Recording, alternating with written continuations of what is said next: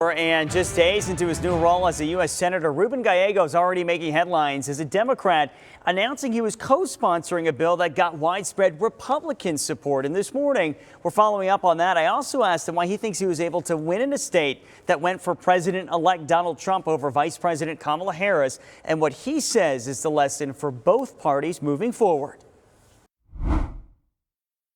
Arizona Senator Ruben Gallego considered a success story in an election cycle where Democrats didn't have much to celebrate. In November, Republicans won back the White House, the Senate, and kept control of the House, setting up a GOP trifecta, with State 48 as one of the exceptions. Some people have said they look at your victory in Arizona as a blueprint for other Democrats across the country, especially in swing states.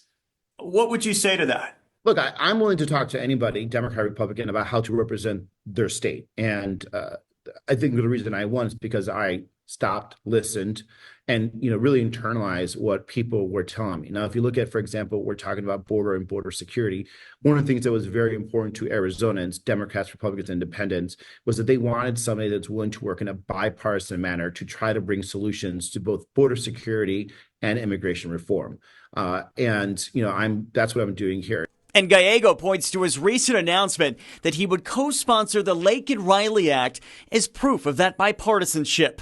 Laken was a Georgia nursing student killed last year by an undocumented immigrant.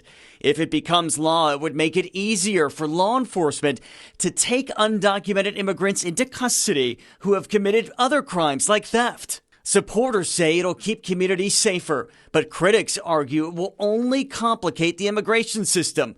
Gallego tells us it is just one piece of the puzzle. The immigration system is broken. Our border security system is broken. You have people that are trying to become citizens that have been waiting for that process to move forward for more than a decade. You have people that want to become their green card, get their green cards. They can't get their green cards. You have dreamers that should be citizens that we haven't fixed. There's an overall problem that we need to fix, and it has not happened, but it doesn't mean that this precludes us working further in the future. I just ask that for Democrats and Republicans, when they're talking about the border, when they're talking about immigration, just stop and actually think about the bill you're either pushing for or against, and understand the consequences and what it actually does. Okay, so I also asked Senator Gallego what he thinks of some of President-elect Donald Trump's cabinet picks, like Department of Defense nominee Pete Hegseth. Gallego told me he has met with a few of the nominees and is willing to listen and have conversations, but did not want to weigh in publicly until all of that happened. There will be a lot more to report when Trump begins his second term in just 1 week. We will be sure to follow up.